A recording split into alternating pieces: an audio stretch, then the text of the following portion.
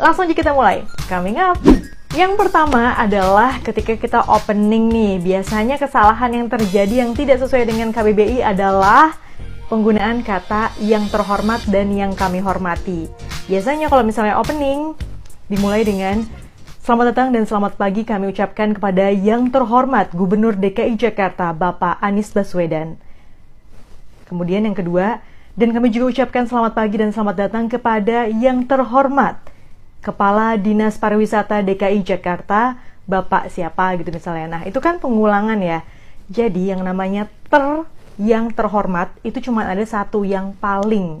Nah, kalau misalnya kalian udah menggunakan yang terhormat nih untuk yang pertama yang paling tinggi, misalnya Bapak Gubernur, untuk yang ke bawahnya jangan pakai yang terhormat lagi, tapi pakailah yang kami hormati.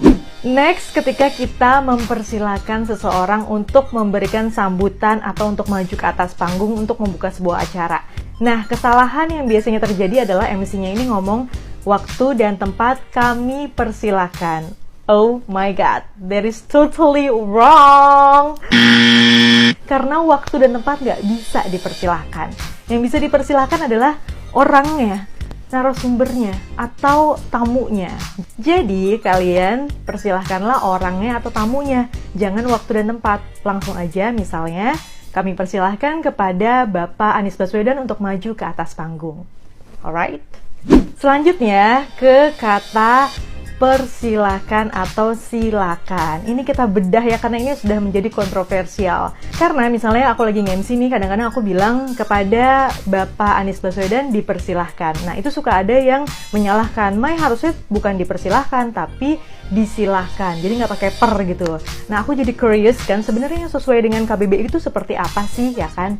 Kita bedah dulu, ini dari pronunciation-nya. Jangan pakai H, itu yang paling penting. Jadi, silakan, persilakan, jangan pakai H, itu dari pronunciation-nya. Nah, kalau dari katanya, kalau kita cek ke Kamus Besar Bahasa Indonesia, ternyata kata yang tersedia adalah silakan.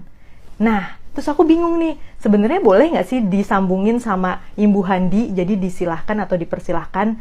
Nah, karena ragu, aku sudah sampai menanyakan kepada ahli bahasa di Sekretariat Negara ya ini ya. Nah, ternyata kalau bisa kata-kata tersebut itu jangan diberi imbuhan di. Jadi langsung saja persilakan atau silakan. Kedua kata itu benar ya. Jadi langsung aja misalnya kepada Gubernur DKI Jakarta Bapak Anies Baswedan kami persilakan. Oke, moving on ke kata sesuai dengan KBBI selanjutnya. Ini sebenarnya bukan ejaan atau pakai imbuhan atau gimana ya. Ini hanya pronunciation aja. Kadang-kadang kita sering banget mengucapkan kata saudara-saudara, ya kan? Nah, kalian harus make sure kalau pronounce-nya bukan saudara-saudara, oke? Jadi bukan cuma bahasa Inggris aja yang pronunciation-nya harus benar, bahasa Indonesia juga kita harus benar pengucapan katanya. Seperti apa? Coba ulangi lagi. Saudara-saudara. Saudara-saudara. Saudara, bukan saudara, oke? Nah, selanjutnya, biasanya kalau misalnya agendanya mau berganti nih, si Master of Ceremony ini suka bilang untuk mempersingkat waktu langsung saja gitu kan lah. Nah, berdasarkan KBBI itu tuh salah, karena waktu tidak bisa disingkat-singkat. Yang bisa disingkat adalah kata misalnya gitu kan. Kalau waktu nggak bisa disingkat, tapi bisa apa? Bisa dihemat atau diefisiensikan. Nah, jadi diubah aja kalimatnya menjadi misalnya nih, untuk mengefisiensikan waktu, langsung saja kita masuk kepada acara berikutnya, yakni sambutan-sambutan. Berkaitan dengan mengganti agenda atau ke acara selanjutnya, kadang-kadang seorang MC juga sering banget kepleset ngomong menginjak ke acara berikutnya. Nah, kata menginjak ini sesuai dengan KBBI memang benar ya, tapi biasanya digunakan untuk jangan menginjak rumput.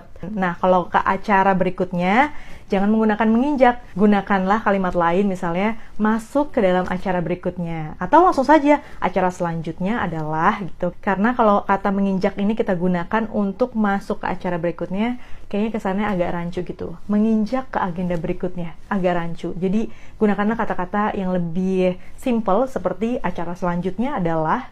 Sesimpel itu guys. Gak usah banyak improvisasi yang malah melanggar KBBI. Selanjutnya, ini nggak pakem sih, tapi untuk pengetahuan kita aja bahwa kalau misalnya lagi ada acara menyanyikan lagu Indonesia Raya, biasanya kan ada kata-kata hadirin dimohon berdiri. Nah, Ada yang tidak setuju dengan kalimat ini, walaupun ini udah widely used ya, udah digunakan di mana-mana, bahkan di acara kenegaraan pun kata-katanya hadirin dimohon berdiri, kayak udah pakem banget gitu. Nah, ternyata dari kalimat hadirin dimohon berdiri ini banyak beberapa ahli bahasa yang tidak terlalu setuju. Karena kenapa? Karena jadi rancu, siapa yang meminta mereka berdiri gitu loh. Nah, makanya ada beberapa ahli bahasa yang pengennya tuh jangan hadirin dimohon berdiri, tapi langsung saja kami mohon hadirin untuk berdiri. Jadi kan jelas tuh siapa yang memohonnya, yaitu si kami ini. Gitu, jadi balik lagi ke kalian, apakah menurut kalian hadirin dimohon berdiri itu udah cukup lengkap?